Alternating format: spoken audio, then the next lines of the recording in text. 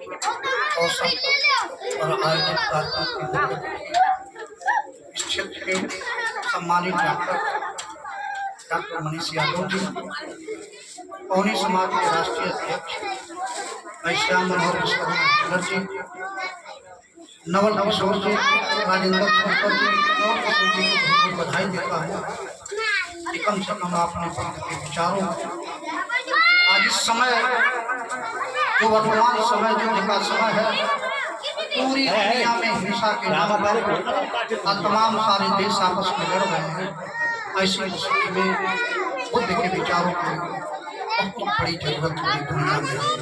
मानव कल्याण बुद्ध का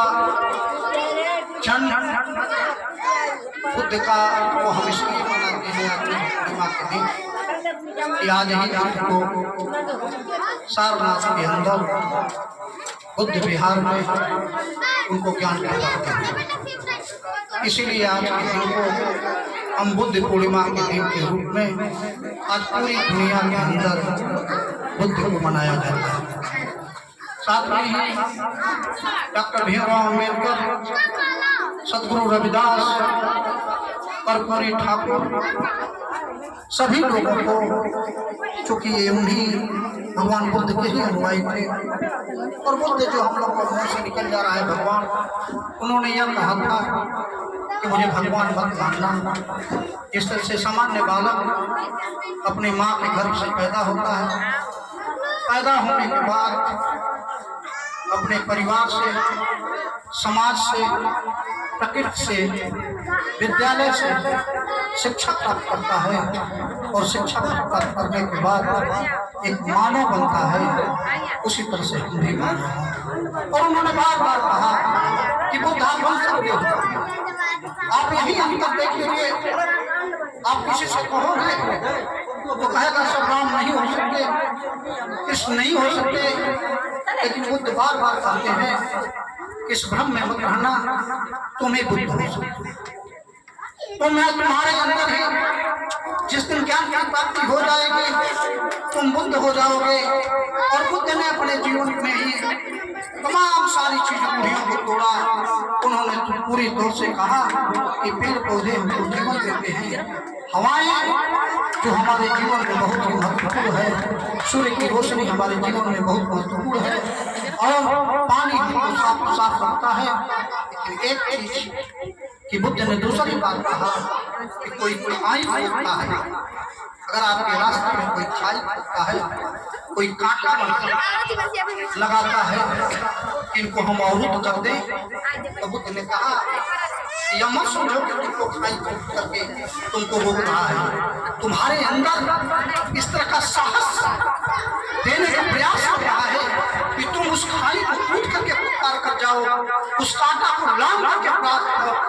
क्रॉस कर जाओ। तुम्हारे अंदर साहस होना चाहिए। और बुद्ध ने बार बार लोगों को यह बात लोगों को समझाने का प्रयास किया था। और बुद्ध का मतलब होता है, बुद्ध ने कहा कि संसार को अपने बुद्धि के द्वारा, अपने ज्ञान के द्वारा बेहतर से बेहतर बना सकते हो। यह जितनी भी विज्ञान है, ज्ञान और विज्ञान को बुद्ध ने तराजू पर तोला और कहा ज्ञान का प्रयोग हम मानव के विकास में करें तो निश्चित है कि हम बुद्ध के करीब हैं, और ज्ञान का प्रयोग यदि विनाश में करें तो निश्चित है हम बुद्ध के दुश्मन हैं। और इसी तरह से बुद्ध ने कहा कि ज्ञान का प्रयोग हर समय आम आदमी के कल्याण में लगाओ, जीव जंतुओं के कल्याण में लगाओ, लोगों के जीवन को सरल और सुलभ बनाओ, लोगों को शिक्षित करो, लोगों को इज्जत करो, कोई भूखा न रहे, कोई नंगा न रहे, किसी के पास पैसा न रहे कि कोई व्यक्ति पूरी तरह से दवा के अभाव में परेशान हो। इस प्रकृति को इतना सुंदर बना दो, इस प्रकृति में इतना ताकत भर दो, इस प्रकृति को इतना मजबूत बना दो कि यहाँ कोई व्यक्ति भूखा न रहे, यहाँ कोई व्यक्ति कपड़े के अभाव में नंगा न रहने पाए, यहाँ कोई व्यक्ति परेशान न रहे। जब आप स्वयं किसी को परेशान नहीं करोगे, और वही आप उठाओ बुद्ध को जो सबसे पहले खत्म करने का जो प्रयास किया गया था वो किया गया था बृहद मौत की हत्या के बाद पुष्यमित्र शासक। और पुष्यमित्र सिंह ने यही अवध को अपनी राजधानी बनाया, और अवध को राजधानी बनाने के बाद वह आदेश किया कि जो लोग बुद्ध को छोड़ करके हमारे धर्म को स्वीकार करेंगे उनको ढेर सारे इनाम देंगे, और जो मेरे धर्म को स्वीकार नहीं करेंगे उनका सर काट के लाओ और बौद्धिस्टों का त्याग बनाओ। महिलाएं गोद में बच्चे को ली है और ले करके राही में खड़ी है, और बीच में कढ़ाई गरम तेल गरम किया जा रहा है, और माँ की गोद से बच्चे को छीन करके कढ़ाई में फेंक दिया जाता है कि तारी जड़ के मारे सारे लोग धर्म छोड़ करके और आकर के हमारे पाखंड का जो धर्म है उसको कबूल कर लें, हमारी दास्ता कबूल कर लेंगे। तमाम सारे लोगों ने जो कबूल किया, जो उनके साथ आ गए, उनको सारी की सारी जमीन उस समय राजा के पास होती थी, और राजा जिसको चाहे मालो माल कर दे और जिसको चाहे तबाह कर दे। तो उस समय जो लोग बुद्ध धर्म छोड़ करके और उन सबों के पास गए थे उनको तो इन सबों ने ढेर सारे इनाम दे करके तमाम सारी जमीनें दे दिया, और गरीब गुरबा लोग जो नहीं गए थे उनको इतना मार करके, इतना परेशान करके आपको जमा रखा के, जिस तरह से आपको पूरी तौर से आपकी सारी आपके शुद्ध रूप से खाने नहीं दिया। जो लोग लड़े उनको तबाह और बर्बाद कर दिया। जो नवल किशोर शर्मा जी कह रहे थे, जो लोग युद्ध किए, जो लोग विरोध किए, उनको तबाह कर दिया गया, और जो लोग चापलूस बन गए उनको अपने पास रख लिया कि चल तुम सब्जी उगाना, चल तुम दूध पैदा करना, चल तुम लोहार का काम करना, चल तुम दाढ़ी बनाना, तुम्हारी महिलाएं आकर के हम लोगों की महिलाओं की सेवा करेंगे। और तमाम इस तरह के लोगों को उसी लोगों में बांटा, कुछ लोगों को सछूत बनाया, कुछ लोगों को अछूत बनाया, और अछूत बना करके यह तौर से शासन चलता रहा। जैसे ही उनका शासन खत्म हुआ, जब इस धरती पर मुगल आए, मुगलों से समझौता हो गया, और मुगलों से उन सबों ने कहा कि भाई एक काम करना, तुम राजपाट करो, जो तुमको चाहिए हम देंगे, लेकिन एक बात सुनो, जिस समाज को तुम गुलाम बना के रख रहे हैं उस समाज को तुम कुछ दोगे नहीं, उनको शिक्षा नहीं दोगे, उनका सम्मान नहीं दोगे, उनके पास संपत्ति नहीं रहने दोगे। और वही काम मुगलों ने किया, और 800 वर्षों के शासन में मुगलों भारत छोड़ो का नारा कभी नहीं किसी ने कहा कि मुगल चले जाओ। और जैसे इस देश में अंग्रेज ब्रिटिश गवर्नमेंट आई, बहुराष्ट्रीय कंपनियां आई, बहुराष्ट्रीय कंपनियों का शासन हुआ, इसके बाद ब्रिटिश गवर्नमेंट का शासन हुआ। ब्रिटिश गवर्नमेंट ने आते हुए कहा कि भाई एक बात है कि मेरे यहाँ जो शासन चलता है भारत के अंदर भी वही शासन में चलाऊंगा, वहाँ नागरिकों को एक सुविधा दी जाती है वही सुविधा भारत के नागरिकों को दूंगा। और यहाँ भी उन्होंने कहा कि हम सीआरपीसी और आईपीसी बनाएंगे। सीआरपीसी और आईपीसी बनाने का मतलब यह होगा कि कोई संपत्ति किसी की छीन लेता है तो उसके खिलाफ एफआईआर दर्ज करूंगा और उसके खिलाफ मुकदमा चलाकर उसको जेल भेजने का काम करूंगा। ये तमाम जो मनु को मानने वाले लोग झूले क्या कर रहा है, उन सबों ने कहा कि चूंकि उस समय व्यवस्था थी कि आपके घर में कोई संपत्ति है और उनको अच्छी लग गई तो उसको उठा ले जाते थे। आपके घर में अगर सुंदर लड़की है उसको उठा ले जाते थे, आप कहीं अपील नहीं कर सकते। आपके घर आपका लड़का अगर उनसे मुकाबला कर रहा है उनका सर काट लेते थे, उनके ऊपर कोई मुकदमा नहीं चलता था। और वो खाली शास्त्र और शस्त्र की बात करते हैं। तो उस समय ब्रिटिश ने कहा हम चलने नहीं देंगे, हम एक व्यवस्था चलाएंगे, अगर कोई भी व्यक्ति किसी की हत्या करेगा उस पर एफआईआर दर्ज होगी। और सबसे पहले जब ब्रिटिश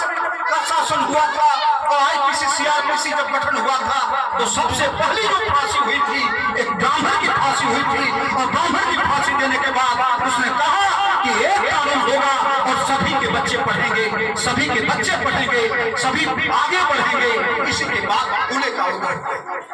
फूले ने अभियान चलाया, महिलाओं की शिक्षा का अभियान चलाया।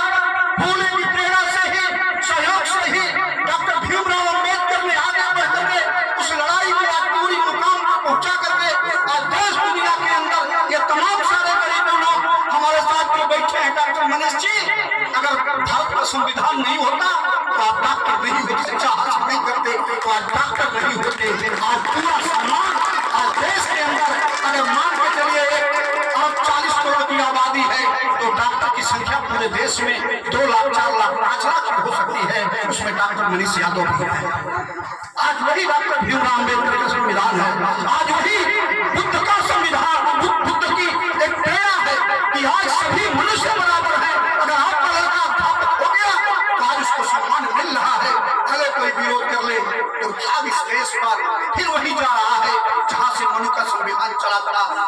कोई व्यक्ति अगर कोई आतंकवादी आकर के धर्म पूछ करके किसी को गोली मारता है, कोई जात पूछ करके किसी को गोली मारता है, कोई गरीब का व्यक्ति अगर लखनऊ विश्वविद्यालय में प्रोफेसर है, क्वार्टर छोड़ के खोजने जा रहा है कि हमको एक कमरा दे दो, तो वही एक व्यक्ति कहता है नहीं तुम थोड़ा जमाल चाहते हो, तुमको कमरा नहीं देंगे। कोई महिला पढ़ा रही है, मुस्लिम व्यक्ति बीएचयू में पढ़ा रहा है, तो हिंदी को संस्कृत का प्रकार विद्वान कैसे हो गया जो ये बहिष्कार का काम चल रहा है। ये भारत के अंदर